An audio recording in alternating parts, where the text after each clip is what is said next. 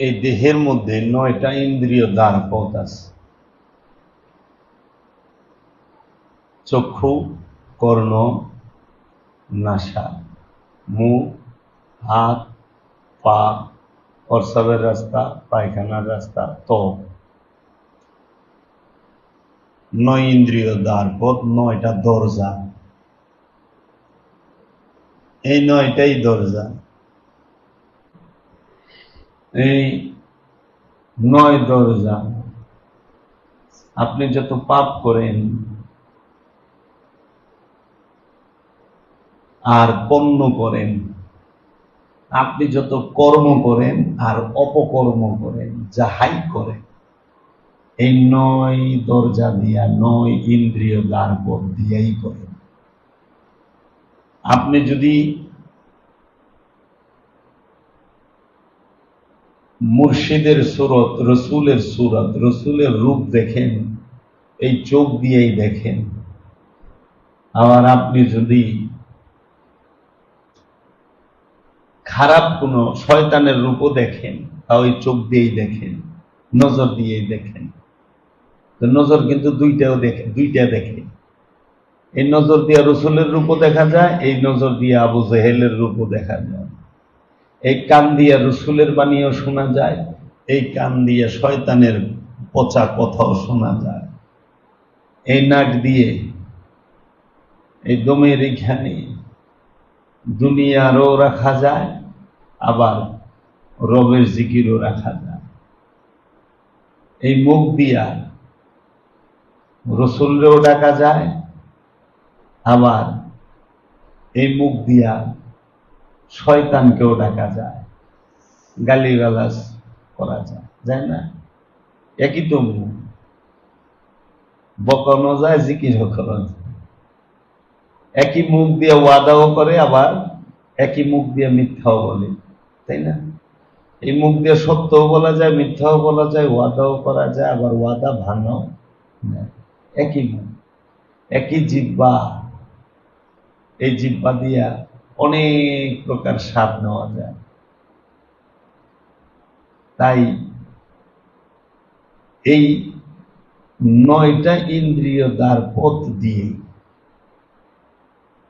আপনার ভেতরে সব প্রবেশ করে বাহির থেকে, আবার ভেতর থেকে ওই 9 ইন্দ্রিয় দ্বার পথ, এই 9 দরজার যে কোনো না কোনো দরজাতে সবই বের হয়। তাই পরিষ্কার এই 9 ইন্দ্রিয়কে রাখতে হয়, আবার পবিত্র করবেন এই 9 ইন্দ্রিয় দ্বার পথকে। এখন চোখকে পানি দিয়ে পরিষ্কার করবেন, নজরকে মুর্শিদের ধ্যান দিয়ে পবিত্র করবেন। নজর পানি দিয়া পবিত্র হয় না, দৃষ্টি কখনো পানি দিয়ে ধোয়া যায় না, সাবান দিয়ে ধোয়া যায় না। দৃষ্টিকে ধুইতে হয় নূরময় রূপ দিয়া, যে রূপটা, যে সূরতটা আল্লাহ, যে সূরতটা রবের, যে সূরতটা রসুলের, যে সূরতটা নবীর, যে সূরতটা ওলির, যে সূরতটা আব্দুহুর, যে সূরতটা মুমিনের, যে সূরতটা মুত্তাকির, মুহসিনিনের, সাবিরিনের, সেই সূরতকে যখন এই দৃষ্টি সব সময় দেখে, তখন এই দৃষ্টি পবিত্র হয়ে যায়। আর পরিষ্কার পানি দিয়ে চোখে মারলে চোখ পরিষ্কার হয়। কখনোই পরিষ্কার আর পবিত্রতা কখনোই এক না। পরিষ্কার করা যায় পানি দিয়া, সাবান দিয়া। হ্যাঁ, পরিষ্কারকে বলে সাফা, আর পবিত্রকে বলে জাক্কা। দুইটা, দুই শব্দ, দুই ধারা, দুই নিয়ম। আপনি আপনার কানকে পানি দিয়ে, সাবান দিয়ে পরিষ্কার করবেন, শ্রবণকে পবিত্র করবেন। যদি আপনার শ্রবণ শক্তিকে পবিত্র করতে চান, তাহলে মহাপুরুষের বাণী আপনার কানে সবসময় শ্রবণ করতে হবে, আপনার মুর্শিদের বাণী শ্রবণ করতে হবে, আপনার রসুলের বাণী শ্রবণ করতে হবে, আপনার রবের বাণী আপনাকে শ্রবণ করতে হবে, রবের ডাক শুনতে হবে। তাই দেখবেন সুফিরা অনেক সময় কাওয়ালি সামার মধ্যে ডুবে থাকে। কেন জানি অন্যের কোনো শব্দ তার কানে না আসে, সর্বক্ষণ যেন মহাপুরুষদের মহাপবিত্র বাণী মুবারক তার শ্রবণের ভিতরে থাকে। তাই দেখবেন সামা কাওয়ালিতে খাজা বাবার কালাম বলা হচ্ছে, গৌসে পাকের কালাম বলা হচ্ছে, রব্বুল আলামিনের কালাম বলা হচ্ছে, রাহমাতাল লিল আলামিনের নাত বলা হচ্ছে, আওলাদ রসুলের শান মান মর্যাদা বলা হচ্ছে। শ্রবণ শক্তি আপনার পবিত্র হবে। তাই আপনি এই মুখ দিয়ে আপনি আপনার রসুলকেও ডাকতে পারবেন, আবার এই মুখ দিয়ে আপনি স্বার্থের গানও গাইতে পারবেন, স্বার্থের কথাও বলতে পারবেন। মানে মুখ তো মেসক দিয়া পেস্ট ব্রাশ দিয়া পরিষ্কার করলেন, জবান পরিষ্কার করবেন কি দিয়া? জবান তো ধরনই যায় না। জবান ধরা যায়? কথা ধরা যায়? জবান পবিত্র করবেন একমাত্র জবানে সর্বসময়ে যদি রসুলের জিকির থাকে, রবের জিকির থাকে, তাইলে জবান পবিত্র করা যাবে। ঠিক আছে? এই জিহ্বা পরিষ্কার করা যায় না? মেসক দিয়া ডলা দিলে জিহ্বার ময়লা পরিষ্কার, কিন্তু স্বাদ পরিষ্কার পবিত্র করবেন কেমনে? কোন স্বাদটা গ্রহণ করবেন, কোন স্বাদটা গ্রহণ করবেন না, হালাল হারাম জিহ্বায় বাইসা সরাই দিব, যেটা হালাল এটা হারাম। এখন সারা জীবন জিহ্বা পরিষ্কার করে কইতেছেন আমি পবিত্র হইয়াছি, চোখ ধুইয়া কইতেছেন পবিত্র হয়েছে, যে মুখ টুক ধুইয়া হাতের কৌনই পর্যন্ত ধুইয়া, কবজি ধুইয়া, কৌনই ধুইয়া, টাকনু পর্যন্ত ধুইয়া, মুখমণ্ডল দিয়া, মাথা মাসাজ কইরা আমরা পবিত্র হয়ে যাই না? টুস করে পাত দিলে ঠাস করে ওজোটা ভাঙ্গা যায় না। হইল কেমনে? অজু একবার করলে আর জীবনে ভাঙ্গে? অজু কারে কয়? পবিত্রতা কারে কয়? খান্নাস মুক্ত হইলে সে জন্ম জন্মান্তরের তরে পবিত্র, জিন্দিগির জন্য অজু করছে। এখন ওই যে সালাফি ওহাবিরা যখন শুনে গাউসে পাক আব্দুল কাদের জিলানী এক অজুতে এতদিন আমাকে কি বলেন গাঁজা তৈরি করে, ও তো অজু মনে করছে পানি দিয়ে আপ মুখ ধোয়া অজু।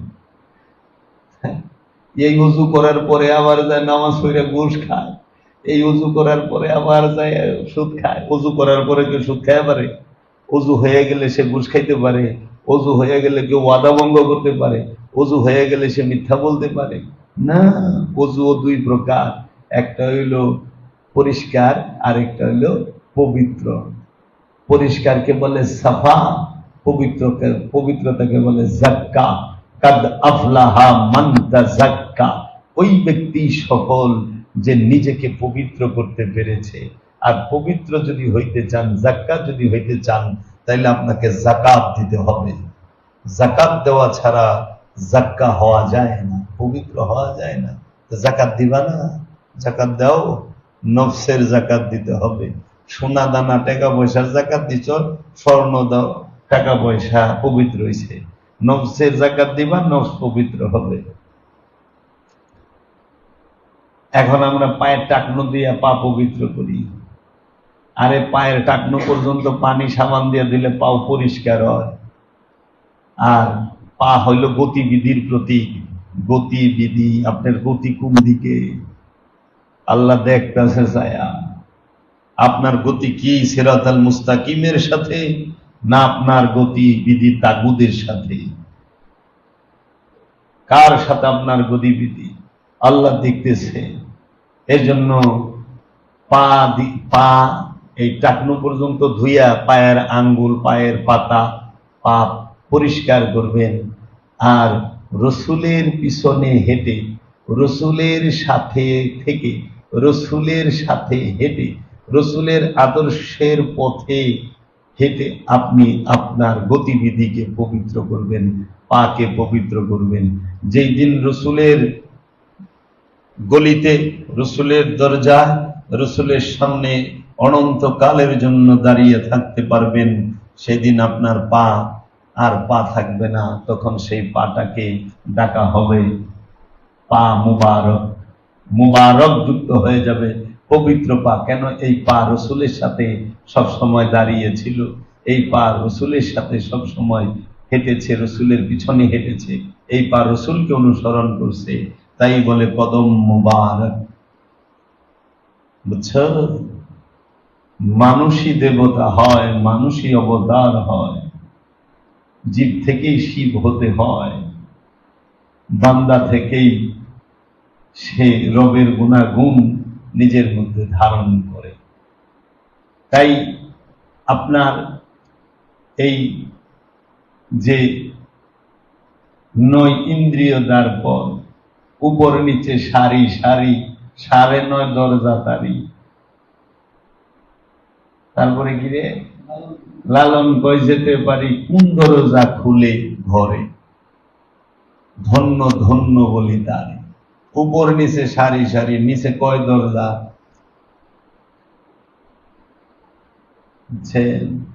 আরো ভাঙ্গে দম।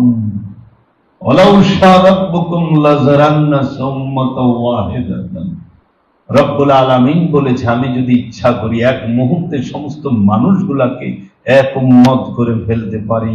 ওয়ালা ইয়াজালুনা, না না, আমি রাখিয়া দেই মুক্তালাফি, ইখতিলাফ করার জন্য, আমি ইচ্ছা কইরা রাখিয়া দেই পরীক্ষা করার জন্য। এইটাই আল্লাহর লীলা খেলা। আল্লাহ রব্বুল আলামিন তার হাবিবকে যে রহমত, যে কুওয়াত দিয়েছেন, কুদরত দিয়েছেন, সে ইচ্ছা করলে সব করতে পারে, কিন্তু সে করে না। সে সব জানে, সে সব পারে, কিন্তু করে না। কেন? তাহলে তো পরীক্ষা থাকে না। বিরোধী না থাকলে তো মজা নাই। বিরোধী থাকতে হবে, রাখতে হবে। আবু জেহেল না থাকলে মুহাম্মদ সাল্লাল্লাহু আলাইহি সৌন্দর্য প্রকাশ পায় না। ইয়াজিদ না থাকলে মাওলা হুসাইন ফুটে ওঠে না। শয়তান না থাকলে আদম ফুটে ওঠে না। আদম আর শয়তান, আদম প্রকাশ, আদমের সৌন্দর্যে প্রকাশ পায় শয়তান থাকলে। শয়তান আল্লাহ বিরোধী নয়, শয়তান বনি আদমের বিরোধী, আমানুর বিরোধী, ইনসানের বিরোধী। ইনসানের শত্রু শয়তান, বনি আদমের শত্রু শয়তান। আর ওই আমানুর শয়তান, আমানুর শত্রু শয়তান। আর আদম রে কি কইছে? আদম, তুমি আমার খুব ঘনিষ্ঠ বন্ধু। আল্লাহ তোমার যেই ফল খাইতে নিষেধ করছে, তুমি জানো না এটা যে কত স্বাদের ফল। তুমি খালি একবার খায়া দেখো।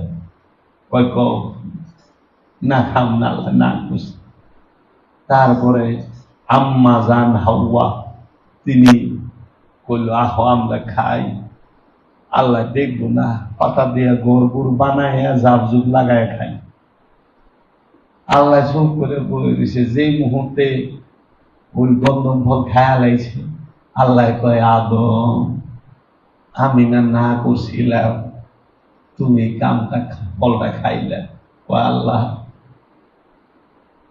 এখন যে দেখবার লইছে খাইবার লেগে ফল ছিঁড়ছে, দুইয়া দুইয়া লইছে ফল খাইব, ওসম কইয়া পারল না, যাই খাইছি না, তুমিও তো কম না।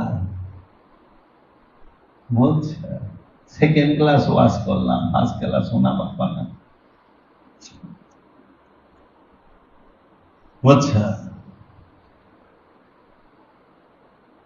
কাজেই আপনার এই 9 দরজা, আপনি কি জানেন আপনি যে এই 9 দরজার মধ্যেই বয়ে রয়েছেন?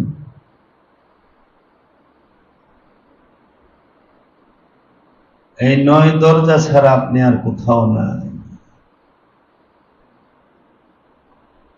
আপনি জানেনই না আপনি কে। আপনি সবসময় বাইরে দেখেন ওই যে স্বর্গ, ওই যে তাল গাছের মাথায় বুঝি শয়তান বইরেছে, জিন বইরেছে, ওই যে ইজল গাছের মাথায় আপনাকে দেখানো শিখাইছে, প্রচারই প্রসার। কিন্তু আপনার ভিতরে আপনি যে সব জানেন, এই 9 দরজার উপর আপনি বৈশা রয়েছেন, নফসের কোনো অঙ্গ প্রত্যঙ্গ নাই। আপনি যে শুনতেছে, যে দেখতেছে, যে অনুভব করতেছে, তার কোনো অঙ্গ প্রত্যঙ্গ নাই। অঙ্গ প্রত্যঙ্গ শৈশবের উপরে তাকে বসিয়ে দেওয়া হয়, সে উপভোগ করে এবং ভোগ করে, ভোগ এবং উপভোগের ভিতরে থাকে, কিন্তু সে ছটফট করে মুক্তির জন্য। মুক্তি সে সহজে পায় না, সে সব সময় ভোগ আর উপভোগের উপরে নফস থেকে থাকে। কখনো সুখ ভোগ করে, কখনো দুঃখ ভোগ করে, আবার কখনো সুখ দুঃখ অতিক্রম করে সে অনেক কিছু উপভোগও করে। একটা হলো ভোগ, একটা উপভোগ, আর একটা মুক্তি। ভোগের মাঝে মুক্তি নাই, মুক্তির মাঝে ভোগ নাই। বুঝছেন? নফস আপনি যে নিরাকার জানেন, মানুষ নিরাকার, মানুষের আকার নাই। আসলে কি তাই? যদি আরো ভাঙ্গে বলি, নফস নিরাকার, নফসের আকার নাই। মানুষ আকার, মানুষ নিরাকার নয়, নফস নিরাকার।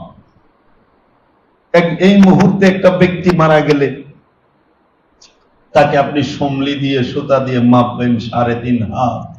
ওই অনুযায়ী 3.5 হাত লম্বা, 1.5 হাত পাশ, 2.5 হাত গভীর একটা গর্ত খুঁড়বেন। খুঁড়ে তাকে, তার লাশটাকে ওইখানে রাখবেন।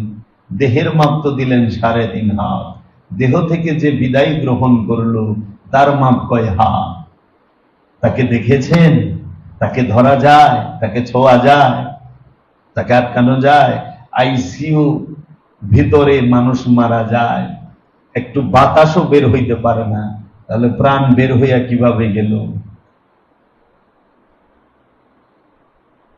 প্রাণটা বের হয়ে কিভাবে গেল? সিসি ক্যামেরা লাগানো, সব দেখা যাচ্ছে, প্রাণ বের হইলে দেখা গেল না। এর রহস্য কি? আপনি যে সবচেয়ে বড় রহস্যের ভান্ডার, আপনি কি দেখেছেন? ভেবেছেন কখনো? আপনি মনে করতেছেন এই দেহই আপনি, কখনোই না এই দেহ আপনি, এটা আপনার পোশাক। মানুষের দেহ কখনো মানুষ না, সে পোশাক, নফস না, প্রাণ না। এই দেহ হইল প্রাণের পোশাক, এই দেহ প্রাণের কবর, এই দেহ প্রাণের খাঁচা, এই দেহ প্রাণকে বহন করে। তাই আপনি থাকেন দেহের মাঝে, আপনি আর দেহটা থাকে বিল্ডিং নামক ঘরের মাঝে। এর জন্য আপনার জন্য দেহ তৈরি করা হয়েছে, আর আপনার দেহ আছে বিদায় আপনার জন্য এই ঘর তৈরি করা হয়েছে। আগে ঘর তৈরি করে পরে পোলাপান জন্ম দেয় না, পোলাপান জন্ম নিলেই ঘর বানায়। আগে কবর খুঁজে রাখে না মরলে পরে লাশের লেগে কবর খোঁজে? কোনটা? এর জন্য নফসের জন্য দেহ তৈরি হয়, দেহের জন্য নফস তৈরি হয় না। নফস নিরাকার, অঙ্গ শৈষ্ঠবের উপরে নফসকে বসিয়ে দেওয়া হয়েছে। তাই আল্লাহ বলেছেন সর্বশ্রেষ্ঠ বাণী, যেটা রহমাতাল লিল আলামিন এই জগতের বুকে আমাদের জন্য নিয়ে এসেছেন, কুল হুয়াল্লাহু আহাদ। আপনি বলুন, কুল বলে দিন, আল্লাহু আহাদ, আল্লাহ অখণ্ড অদ্বিতীয় স্বয়ংভূ সত্তা। আল্লাহ একক, অখণ্ড অদ্বিতীয় স্বয়ংভূ সত্তা। তোমার আষ্টে পৃষ্ঠে গিরায় গিরায় তোমার সাথে বেঁধে দেওয়া হয়েছে। তুমি দেখতে শেখো, তোমার গ্রন্থিগুলোর সাথে তোমাকে বেঁধে রাখা হয়েছে। দেখতে শেখো তুমি কে, তুমি তো সেই মাওলার জাত। তুমি দেখতে শিখো তুমি কে। তাই এই দেহ আপনার পোশাক। দেখুন, আমি দেহ ঢাকছি কাপড় দিয়ে, তাই না? আর আল্লাহ দেহ দিয়ে প্রাণ রেখে ফেলে দিয়েছে। মনেই হয় না এই দেহের সাথে যে প্রাণ মিলে একাকার হয়ে আছে। মনে হয় যেরকম দুধের সাথে মাখন মিশে আছে। আবার এই প্রাণের সাথে খান্নাস কামনা মিশে আছে, বোঝাই যায় না। দুধের সাথে মাখন মিশার মতো বোঝাই যায় না এখানে যে মাখন, দুধের মধ্যে ঘি আছে, মাখন আছে। ঘেরা দিয়ে জুড়ে টান দেন, দুধ আর দুধ থাকবো না, মাখন বাইসা উঠবো, দুধটা ঘোল হইয়া যাইব। দুধ নাই, আছে কি ঘোল আর মাখন, দুধের কাম শেষ। বুঝছেন? খান্নাস যখন এই নফস আর দেহের মাঝ থেকে, নফসের মাঝ থেকে বিদায় হয়ে যায়, তখন নফস আর ওই দেহ আর মানুষ থাকে না, তখন সে আল্লাহর সাথে মিলা ওলি হয়ে যায়। মানুষের নাম শেষ, তখন সে ওলি, তখন সে মুমিন, তখন সে আব্দুহু, তখন সে মুত্তাকি, মুহসিনিন, সাবিরিন। তাই বাপু, দেহের মাপ 3.5 হাত, প্রাণের মাপ কয় হাত। প্রাণকে মাপা যায় না। প্রাণের আরবি নফস, ইংরেজিতে বলে সোল, বাংলায় বলে প্রাণ। প্রাণকে যদি আরো ভাঙি, আরো সহজ করে বলি, তাহলে প্রাণ কাকে বলে? মানুষের প্রাণ কাকে বলে? মানবীয় ইন্দ্রিয় অনুভূতির বিচিত্র গতি প্রবাহকেই বলা হয় প্রাণ তথা নফস। এর ভিতরে আপনাকে প্রবেশ করে ধ্যান করতে হবে। এই অনুভূতি বিচিত্র গতি প্রবাহকেই মুর্শিদের মধ্যে ফানা করতে হবে, বাঁকা করতে হবে, চিরস্থায়ী করতে হবে। তখন আর মরণ নাই। বুঝছেন? এর জন্য এই 9 ইন্দ্রিয় দ্বার পথের মুক্তি চায় দেখেন, সব কিছু বয়ে গেছে। এই চোখ আপনি না, এই চোখ আপনার।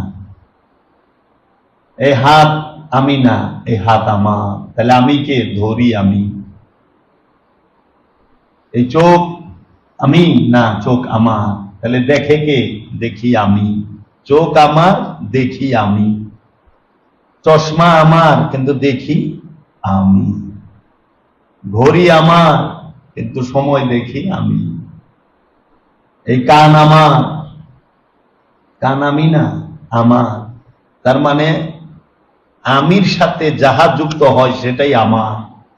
আর আমার যে সকল বস্তু সব রেখে বিদায় নিতে হবে। আমার আমার ছাড়ো, গুরুর কদম ধরো, পাইলেও পাইতে পারো মাওলা রে। আমার আমারটা ছাড়ো না, ম্যা করো কে খালি ম্যা। তাই বাবা কবির আহমদ বলেছেন, बकरा जब तक जिंदा है वो मैं करता है, और जब उसका मौत हो जाता है, हलाल हो जाता है, उसका खाल से धुन बनाओ, तब वो तू करता है। মানে ছাগল যতদিন জিন্দা থাকে ততক্ষণ ম্যা করে বাইচা থাকবে, ওরে হালাল করার পরে চামড়াটা ছিলে না, ওই চামড়াটা আবার যখন ধুন বানায় তখন ও তু করে। ওই যে দেখুন না, ধুন বানায় যে তুলা ধুনে, তু ওখান আর ম্যা নাই। কারণ जब तक बकरा का अंदर जान है तब तक मैं है, जान निकल गया अभी तू कह रहा है।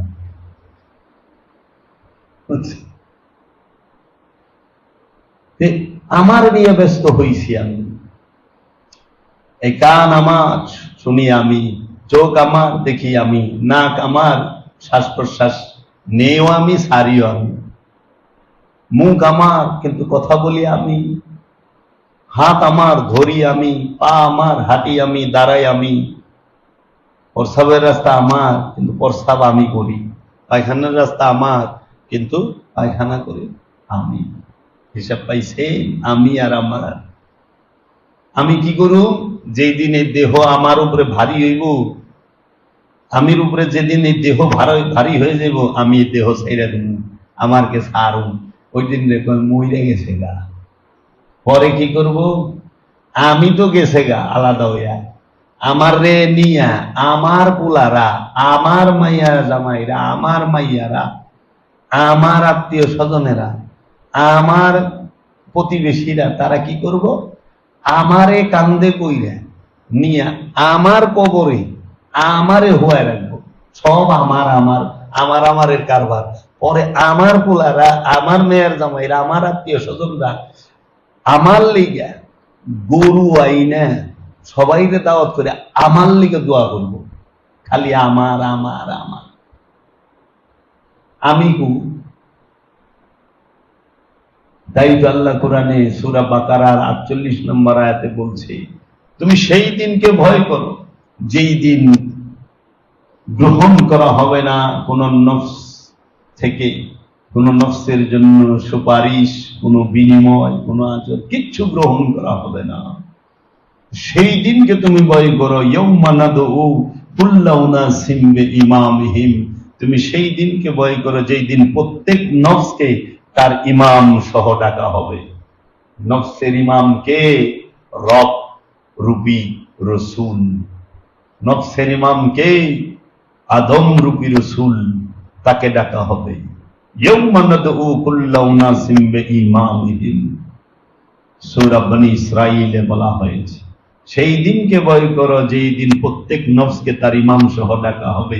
একটু ইমাম সাহেব জিজ্ঞেন না, মৌলভী সাহেব মরণের দিন যে আল্লাহ ডাকবো, আপনি যাবেন তো? মরণও দুই প্রকার, দৈহিক মরণে কেউ স্বর্গে যায় না, আমিত্বের মরণ হইলে স্বর্গে যায়। মনুষ্যত্বের মরণ হইলে নরকে যাইব। দৈহিক মরণে কেউ স্বর্গেও যায় না, নরকেও যায় না।